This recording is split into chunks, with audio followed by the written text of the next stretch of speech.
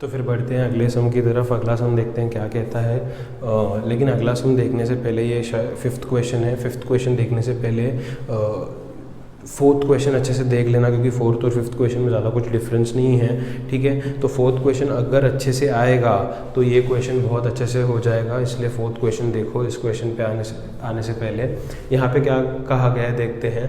A hemispherical depression is cut out from one face of cubical wooden block such that diameter l of hemisphere is equal to edge of cube, determine surface area of hemisphere. अभी यहाँ पे कहा गया है कि hemispherical depression cut किया है cube में से। इसके पहले क्या था, क्यूबिकल ब्लॉक के ऊपर हेमिस्फीयर सरमाउंटेड था, अब डिप्रेशन मतलब उसको अंदर की तरफ फिट किया गया है, ठीक है। तो देखते हैं ये कुछ कैसे दिखेगा। ये कुछ इस तरीके से दिखेगा। यहाँ पे एक क्यूबिकल ब्लॉक तो बन गया। क्यूबिकल ब्लॉक का जो मेजरमेंट है वो है L यूनिट्स। अब उन लोगों ने कहा है एक हेमिस्फेरिकल डिप्रेशन अंदर की तरफ कट किया है इस तरीके से, ठीक है। डिप्रेशन मतलब ये अंदर की तरफ कट किया है। सबसे पहले मैं यहाँ पे गिवन लिखता हूँ। मैं लिखता हूँ गिवन में edge of cube. Edge of cube कितना है, L यूनिट्स है। उसके बाद diameter of cube, diameter of hemisphere. Diameter of hemisphere कितना है, उन लोगों ने क्वेश्चन में दिया है diameter L is equal to edge of cube. तो डायमीटर भी है L यूनिट। डायमीटर के बाद हम लोग लिखते हैं रेडियस, ठीक है। ये लिख देते हैं ताकि आसान रहे आगे सभी लोगों के लिए। तो रेडियस ऑफ हेमिस्फीयर जो है वो हमेशा डायमीटर का हाफ होगा। डायमीटर L है तो रेडियस उसका हाफ, मतलब L/2 यूनिट्स हो जाएगा, ठीक है। तो फिर से वही करेंगे जो पिछले सम में करा था, इसलिए पिछला सम बहुत इंपॉर्टेंट है इस सम पे आने से पहले। तो मैं लिखता हूँ surface area of solid equal to, अगर इस सॉलिड का सरफेस एरिया मुझे निकालना है तो सरफेस एरिया निकालने के लिए, विजिबल एरिया, आउटर एरिया निकालने के लिए सबसे पहले मैं लूँगा total surface area of this cube. Cube का टोटल सरफेस एरिया लेंगे तो उसके सभी फेसेस आ जाएंगे, साइड के फेसेस आ जाएंगे, फ्रंट और बैक आ जाएंगे, टॉप और बॉटम आ जाएंगे, ठीक है। तो सरफेस एरिया ऑफ सॉलिड में सबसे पहले मैं लिखता हूँ total surface area of cube, ठीक है। Total surface area of cube लेंगे तो बाकी सारे फेसेस का तो प्रॉब्लम नहीं है, लेकिन ऊपर वाले फेस का प्रॉब्लम क्या है कि ऊपर वाले फेस में ये जो पोर्शन है ये कट करके उसके अंदर वो हेमिस्फेरिकल डिप्रेशन फिट किया है। मतलब ऊपर वाले फेस का सिर्फ ये जो कॉर्नर वाला एरिया है वही बचता है, ये बीच वाला एरिया तो उन लोगों ने कट किया है। तो जो एरिया ऊपर वाले टोटल सरफेस एरिया लेंगे तो ऊपर वाला फेस भी पूरा आ गया है ना, लेकिन ऊपर वाला फेस हमको पूरा नहीं चाहिए, उसमें से इतना एरिया उन लोगों ने कट करके उसके अंदर हेमिस्फीयर बिठाया है, ठीक है। फॉर एग्जाम्पल मान लो कि ये एक क्यूबिकल ब्लॉक है, ये एक हेमिस्फीयर है, ये हेमिस्फीयर उसके अंदर इस तरीके से उन लोगों ने फिट किया है। तो अगर मैं total surface area of cube लेता हूं तो उसमें सभी फेसेस आ जाते हैं, उसमें ऊपर वाला फेस भी आ जाता है। अगर ये पूरा पैक होता तो ऊपर वाला फेस हम लोग ले लेते, लेकिन अभी ऊपर वाले फेस से इन लोगों ने क्या किया है, हेमिस्फेरिकल डिप्रेशन फिट करने के लिए इतना पोर्शन उन लोगों ने निकाला है बाहर। ऊपर वाला फेस पूरा था, अब इतना पोर्शन उन लोगों ने बाहर निकाला हुआ है, तो सिर्फ ये कॉर्नर्स बच गए ना। भी कॉर्नर्स तो अभी भी है, ये बीच से इतना इन लोगों ने बाहर स्कूप आउट किया है डिप्रेशन बनाने के लिए। तो जितना एरिया उन लोगों ने बाहर निकाला है इस ऊपर वाले फेस से, तो उतना एरिया माइनस करेंगे। अच्छा, कितना एरिया बाहर निकला है, जितना ये हेमिस्फीयर का बेस होगा ना उतना एरिया उन लोगों ने बाहर निकाला है। तो जो एरिया बाहर आया वो हम लोग यहाँ से माइनस करेंगे। Total surface area of cube तो आ गया, उसमें से ऊपर वाला फेस था जिसमें से इतना एरिया उन लोगों ने बाहर निकाला, तो वो माइनस कर देते हैं। माइनस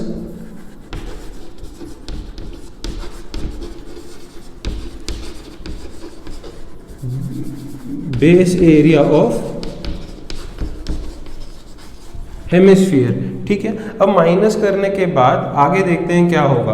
अभी तक मैंने क्या किया था, एक टोटल सरफेस एरिया पूरे क्यूब का लिया था, लेकिन ऊपर वाले फेस में सिर्फ इतना एरिया है, ये वाला एरिया उन लोगों ने बाहर निकाल दिया था, स्कूप आउट कर रहा था डिप्रेशन बनाने के लिए या हेमिस्फीयर को फिट करने के लिए, तो जितना एरिया बाहर निकला उतना माइनस किया।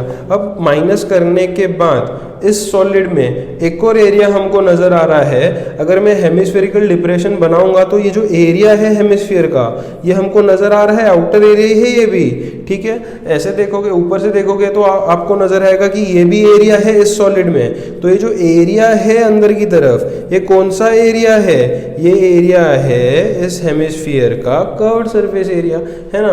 तो जो जो दिख रहा है सारे एरिया में ऐड करूंगा, total surface area of cube में से बेस एरिया माइनस किया, फिर उसमें आगे प्लस किया curved surface area of hemisphere, ठीक है। तो इस तरीके से इसका एरिया हम लोग निकाल सकते हैं। अब सारे मेजरमेंट्स हम लोग यहाँ पे लिखते हैं। Total surface area of cube का फॉर्मूला है 6a² minus base area of hemisphere. Hemisphere का बेस क्या होता है, एक सर्कल होता है, तो बेस एरिया अगर माइनस करना है तो एरिया ऑफ सर्कल माइनस करना पड़ेगा, जो कि है πr² plus curved surface area of hemisphere कितना होता है 2πr², ठीक है। मैं 6a² को पहले ऐसे ही रखता हूँ। 2πr² में से πr² माइनस करेंगे, 2πr² में से 1πr² माइनस होगा तो 1πr² बचेगा, ठीक है। इन दोनों में से 2 बड़ा है, साइन प्लस है, इसलिए बड़े नंबर का साइन ग्रेटर नंबर का साइन प्लस दे देंगे। अब हम वैल्यूज पुट करते हैं। 6a मतलब क्या है, क्यूब का एज है, एज ऑफ क्यूब कितना है, l है, तो a² मतलब l² हो जाएगा। पाई को मैं एज इट इज रखता हूँ r², रेडियस स्क्वायर, तो रेडियस ऑफ हेमिस्फीयर l/2 आया था, तो ये क्या हो जाएगा l/2 का स्क्वायर हो जाएगा, ठीक है।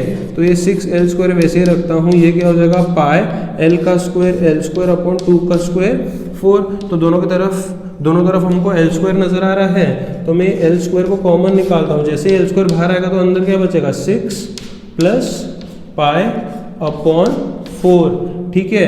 जैसे ही इन दोनों का l² बाहर आ जाएगा, इसका अगर l² बाहर आया तो 6 अंदर चला जाएगा, इसका अगर l² बाहर आ जाएगा तो अंदर क्या बचेगा π/4। इसके नीचे कुछ भी नहीं है, मतलब कितना है 1 है, तो यहाँ पे चाहो तो क्रॉस मल्टीप्लिकेशन कर सकते हो। तो ये l² तो एज इट इज बाहर है, उसको बाहर ही रखते हैं, ब्रैकेट के अंदर क्रॉस मल्टीप्लिकेशन करते हैं, तो 4 6 से कितना हो जाएगा 24 हो जाएगा, प्लस 1 इंटू पाई कितना हो जाएगा पाई हो जाएगा, और नीचे क्या है 1 इंटू 4 है। चाहो तो इस 4 को भी बाहर लिख दो, क्योंकि ये कॉमन 4 है ना, तो इसको बाहर लिख दो, तो l² अपॉन 4 ब्रैकेट के अंदर क्या रहेगा 24 प्लस पाई। इसके आगे करने की ज़रूरत नहीं है, यहाँ पे हम लोग हमको स्टॉप कर सकते हैं। हमने निकाला है सरफेस एरिया, जो कि होता है स्क्वायर यूनिट्स में, ठीक है। तो इस तरीके से इसका आंसर हम लोगों ने निकाला है। पॉज करके नोट कर लो। तो 6th वीडियो पे हम लोग बढ़ते हैं। तो 6th क्वेश्चन में हम लोगों से कहा गया है a medicine capsule is in shape of cylinder with hemispheres stuck to each ends. The length of entire capsule is 14 mm, diameter of capsule is 5 mm, find its surface area, ठीक है। तो इन लोगों ने कहा है एक कैप्सूल है जो कि जिसका शेप है cylinder with hemisphere stuck at each ends. तो मान लो ये सिलेंडर है और दोनों एंड्स पे एक एक हेमिस्फीयर इस तरीके से जोड़ा गया है। तो इस तरीके का ये एक कैप्सूल तैयार हुआ है। इन लोगों ने यहाँ पे क्या कहा है, the length of entire capsule is 14 mm। Length of entire capsule जो है वो है 14 mm। Diameter of capsule is 5 mm, ठीक है। ये कैप्सूल का डायमीटर 5 है, ये जो डायमीटर है कैप्सूल का ये 5 है। अगर डायमीटर 5 है तो रेडियस कितना होगा, उसका हाफ होगा 2.5, तो कैप्सूल का जो रेडियस होगा वो 2.5 होगा, ठीक है। मैं यहाँ पे लिखता हूँ रेडियस जो होगा वो होगा 2.5 सेंटीमीटर। अभी इससे पहले भी मैंने बताया था तुम लोगों को कि जितना हेमिस्फीयर का रेडियस होता है वो ही उसका हाइट होता है। तो क्योंकि एक हेमिस्फीयर है और इसका रेडियस जो है वो 2.5 है, तो उसका जो हाइट होगा वो भी 2.5 5 सेंटीमीटर होगा। इस केस में भी सेम होगा, ये भी हेमिस्फीयर है जिसका रेडियस 2.5 है, तो इसका हाइट 2.5 सेंटीमीटर ही होगा। अभी एंटायर कैप्सूल का हाइट 14 mm था, लेंथ 14 mm था, जिसमें से ये हेमिस्फेरिकल पार्ट का 2.5 हाइट है, ये हेमिस्फेरिकल पार्ट का 2.5 हाइट है। तो ये 14 में से इसका हाइट और इसका हाइट अगर हम लोग माइनस करेंगे तो बीच में जो सिलेंड्रिकल पार्ट है, बीच में जो सिलेंड्रिकल पार्ट है उसका हाइट मिल जाएगा हमको। तो ये 14 में से यहाँ का 2.5, यहाँ का 2.5 माइनस करो, ठीक है। तो बीच में जो हाइट बनेगा, दोनों बार 2.5 है, दोनों तरफ 2.5 है, पूरे 14 में से वो माइनस करो, मतलब ओवरऑल 5 माइनस करो, तो इसका जो हाइट है वो मिल जाएगा हमें 9 सेंटीमीटर, ठीक है। तो इस कैप्सूल का डायमेंशन मैंने निकाल दिया है, सारे डायमेंशंस आ गए हैं। उसके बाद हमें कहा गया है फाइंड इट सरफेस एरिया।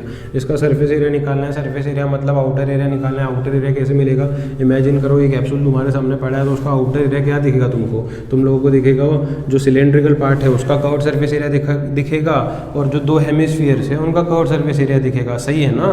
तो यही दिखेगा। सरफेस एरिया का मतलब है कैलकुलेट सरफेस एरिया, मतलब उसका आउटर एरिया कैलकुलेट करना है। तो आउटर एरिया क्या क्या है, आउटर एरिया क्या दिखेगा हमको, एक कैप्सूल का आउटर एरिया होगा सिलेंड्रिकल पार्ट का कर्व्ड सरफेस एरिया, और जो दो हेमिस्फीयर्स है उनका कर्व्ड सरफेस एरिया। तो मैं लिखता हूँ यहाँ पे, सबसे पहले लिख दो height of cylinder. Height of cylinder कैसे मिला, 14 में से यहाँ का 2.5, यहाँ का 2.5 मतलब 5 माइनस करे तो हाइट मिल गया था 9 mm। अब मैं लिखता हूँ यहाँ पे सरफेस एरिया ऑफ कैप्सूल, ठीक है। सरफेस एरिया ऑफ कैप्सूल कैसे मिलेगा, मैंने बोला आउटर एरिया कैसे मिलेगा, कितने हेमिस्फीयर्स है, 2, और बीच में एक सिलेंडर है। तो मैं लिखता हूँ curved surface area of cylinder plus curved surface area of hemisphere. कितने हेमिस्फीयर है, 2 है, इसलिए इंटू 2 कर देंगे, ठीक है। दोनों तरफ एक एक हेमिस्फीयर है तो इंटू 2 करेंगे। Curved surface area of cylinder का फॉर्मूला क्या है, 2πr h। Curved surface area of hemisphere का फॉर्मूला क्या है, curved surface area of hemisphere है 2πr स्क्वायर, आगे क्या है इंटू 2 है, ठीक है। तो इन दोनों में से हम लोग क्या क्या कॉमन निकाल सकते हैं, ये 2 कॉमन निकाल सकते हैं, पाई कॉमन निकाल सकते हैं, एक एक आर भी कॉमन आ जाएगा। तो बाहर क्या निकलेगा, 2 निकलेगा, पाई निकलेगा, आर निकलेगा। तो अंदर क्या रहेगा, ये 2πr बाहर आने के बाद अंदर क्या रहेगा, h रहेगा। 2 बाहर आ गया, पाई बाहर आ गया, आर स्क्वायर मतलब 2 आर थे, एक आर बाहर आ गया तो एक आर अंदर रह जाएगा, और फिर इंटू 2 भी अंदर रह जाएगा। अब वैल्यूज में यहाँ पे सब्सटीट्यूट करता हूँ तो 2 वैसे ही, ठीक है। पाई का वैल्यू 22/7 आ जाएगा, into radius r. Radius r कितना है, रेडियस है 2.5, ठीक है। ये है h, मतलब हाइट, किसका हाइट है, ये सिलेंडर का हाइट है, ये सिलेंडर का हाइट है। सिलेंडर का हाइट हम लोगों ने कितना निकाला था, 9 mm। हाइट ऑफ सिलेंडर कितना आया था, 9 आया था, 9 प्लस रेडियस कितना है, रेडियस है 2.5 इंटू 2, ठीक है। तो बचा हुआ कैलकुलेशन हम लोग आगे करते हैं। तो ये क्या दिखेगा मुझे, 2 इंटू 22 इंटू 2.5/7 है। तो इसको मैं कैसे लिखता हूँ, मैं 2 वैसे ही लिखता हूँ, 22/7 वैसे ही लिखता हूँ, इंटू 2.5 को अगर यहाँ से पॉइंट हटा देंगे तो ये हो जाएगा 25/10, ठीक है। अगर पॉइंट हटाएंगे तो 25/10 हो जाएगा। आगे क्या है, 9 प्लस 2.5 इंटू 2 है, 2.5 को 2 से मल्टीप्लाई करोगे तो 5 हो जाएगा। इसको अगर मैं 5 के टेबल से डिवाइड करूँ तो 5 ज़ा 5 2 ज़ा, और ये 2 और ये 2 भी यहाँ पे कैंसिल हो जाएगा। तो बाहर जो रहेगा वो होगा 22 इंटू 5 मतलब 110, और नीचे 7 इंटू 9 प्लस 5 कितना होता है, 14 होता है, ठीक है। तो 7 1 ज़ा 7, 2 ज़ा कैंसिल हो जाएगा, तो 110 इंटू 2 कितना हो जाएगा, 220। यहाँ पे यूनिट है mm, एरिया है इसलिए mm स्क्वायर लिखेंगे। तो काफ़ी आसान सम है ये कंपैरेटिवली बाकी सम से, पॉज करके नोट कर लीजिए।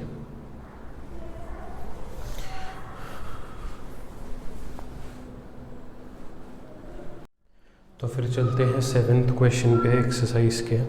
तो एक्सरसाइज का 7th क्वेश्चन क्या कहता है, a tent is in shape of a cylinder surmounted by conical top.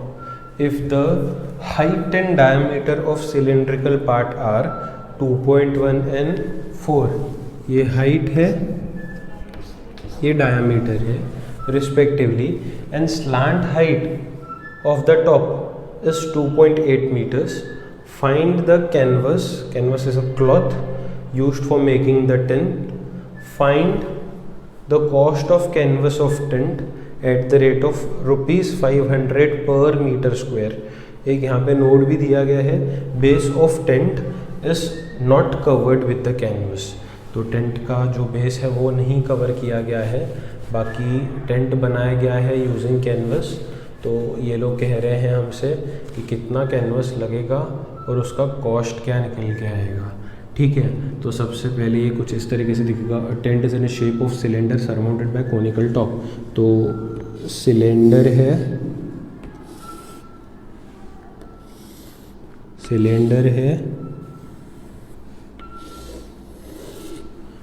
Surmounted bye conical top. ठीक है, तो ऊपर एक कोनिकल टॉप है। तो ये इस तरीके का इन लोगों ने एक टेंट बनाया हुआ है।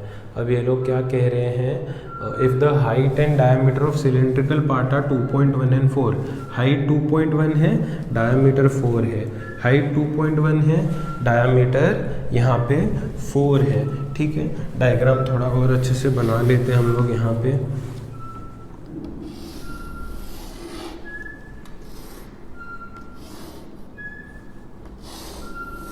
ताकि अच्छे से सबको नज़र आए। ठीक है, हाइट कितना दिया है, इन लोगों ने बोला है height and diameter of cylindrical part are 2.1 and 4।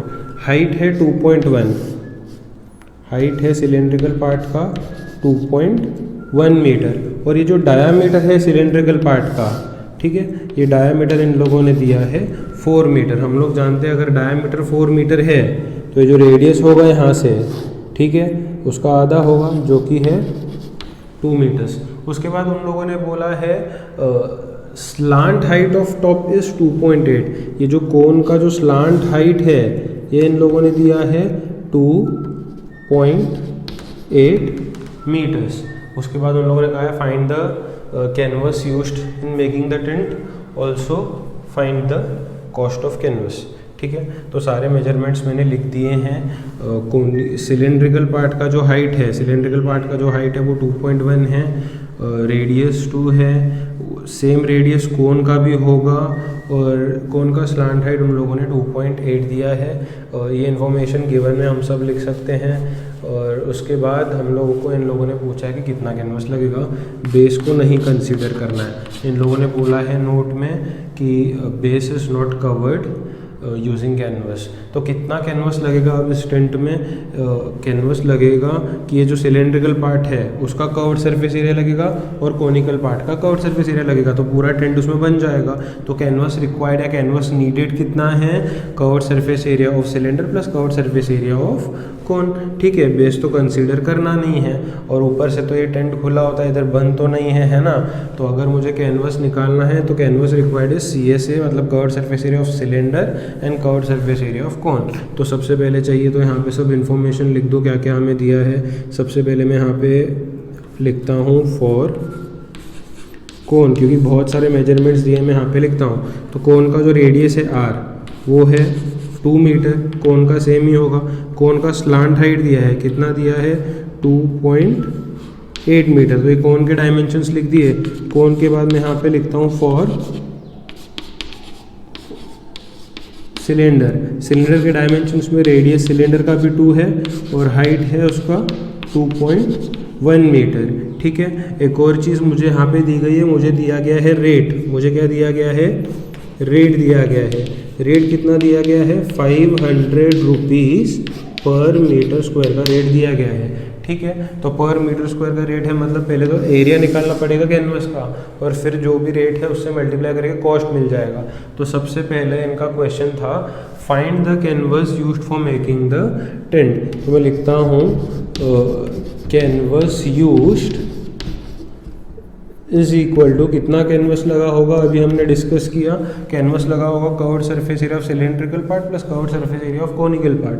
तो canvas needed is curved surface area of cylinder plus curved surface area of cone. ठीक है, हम सब जानते हैं curved surface area of cylinder का फॉर्मूला होता है 2 pi r h plus curved surface area of cone होता है पाई आर एल। रेडियस दोनों के लिए सेम है, कॉमन रेडियस है दोनों के लिए 2, कॉमन रेडियस है, कॉमन बेस है दोनों का। ठीक है, तो कॉमन रेडियस 2 है, इसलिए मैं ये रेडियस को कॉमन निकाल सकता हूँ बाहर, और पाया तो है ही कॉमन में, तो जो कॉमन है उसे बाहर हटा देंगे तो अंदर क्या बचेगा 2 बचेगा, एच बचेगा, ये पायर बाहर आ गया, पायर बाहर आने के बाद अंदर क्या बचेगा एल बचेगा। पाए की जगह पे क्या रखते हैं हम लोग 22/7 रखते हैं, आर मतलब रेडियस, रेडियस की जगह पे कितना रखेंगे, रेडियस कितना है 2 है, तो रेडियस की जगह पे हम लोग 2 रख देंगे। अंदर क्या है 2 टाइम्स एच, एच मतलब हाइट, किसका हाइट है ये सिलेंडर का, तो सिलेंडर का हाइट कितना है 2.1 है, तो सिलेंडर का हाइट 2.1 रख दिया हम, प्लस एल मतलब स्लांट हाइट, स्लांट हाइट कितना है 2.8 है, तो ये 2.8 यहाँ पे रख दिया। ठीक है, तो 22 इंटू 2 मल्टीप्लाई करेंगे तो कितना हो जाएगा 44/7 हो जाएगा, इंटू 2 इंटू 2.1 कितना होगा 2 इंटू 2.1 कितना हो जाएगा 4.2 हो जाएगा, प्लस आगे क्या है ये 2.8 है। ठीक है, इन दोनों को ऐड करोगे तो कुछ इस तरीके से दिखेगा 44/7 इंटू 4.2 प्लस 2.8 कितना होता है 7 होता है। ये 7 और 7 कैंसिल करोगे तो आंसर कितना आएगा 44 मीटर स्क्वायर। यहाँ पे इन लोगों ने यूनिट मीटर दिया है, एरिया है इसलिए मीटर स्क्वायर। ये तो कैनवस आ गया, अब कैनवस का कॉस्ट भी तो ढूंढना है। ठीक है, रेट हमको मीटर स्क्वायर में दिया है ना, रेट कितना दिया है 500 रुपीज़ पर मीटर स्क्वायर, 1 मीटर स्क्वायर का कितना है 500 रुपीज़ है, तो टोटल कॉस्ट कितना होगा। ठीक है, टोटल कॉस्ट कितना होगा रेट मल्टीप्लाइड बाय एरिया, तो रेट तो 500 है पर मीटर स्क्वायर का, वैसे कितने मीटर स्क्वायर आए हैं एरिया में 44 आए हैं। अब इसको मल्टीप्लाई कर देंगे हम लोग। ठीक है, 2 zeros एज इट इज लिख दिए मैंने, 5 4 20 हो जाएगा, 5 20 प्लस 2 22, तो 22,000 रुपीज़ आ जाएगा कॉस्ट। ये भी सम काफ़ी आसान था, पॉज करके नोट कर लो।